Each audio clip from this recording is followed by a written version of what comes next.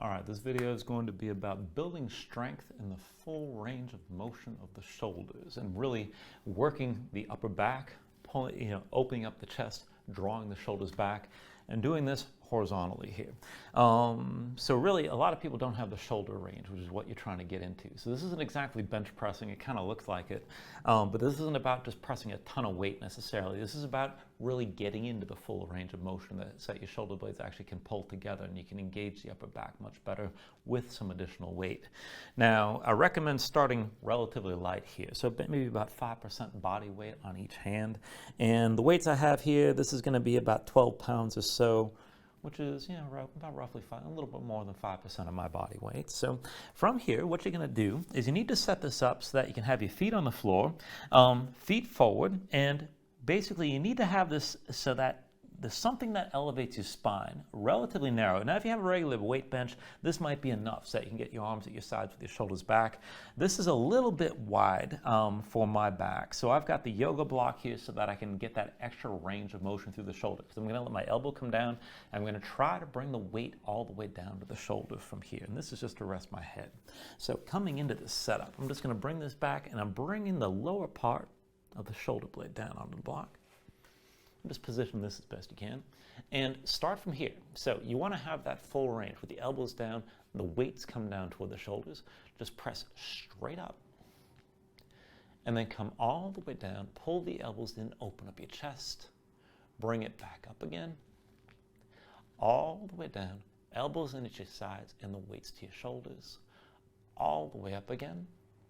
And then bring it down, and the recommendation here, there's a few things you can do. We're actually going to take this into a row. So I'm just going to do 5 reps, and I believe I've counted this out for 5 with this one.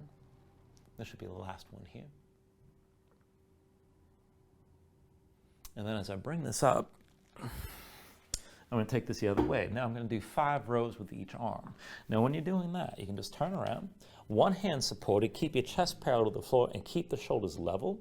And so what you don't want to do is pull up and open to the sides. This isn't like starting a lawnmower here.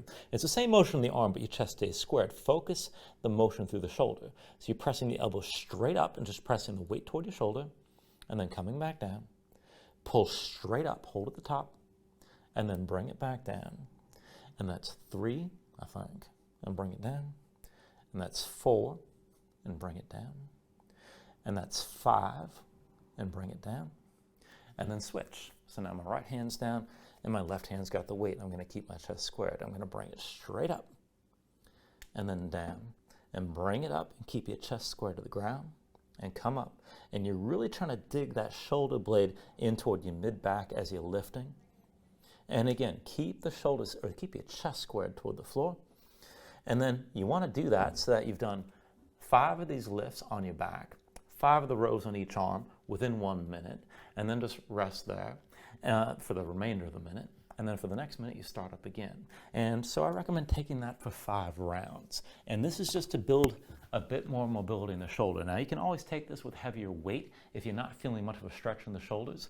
But if it's too much, keep in mind, if you feel any sort of twinge, you need to back off and just lift this from a level where there's no pain. I hope this helps.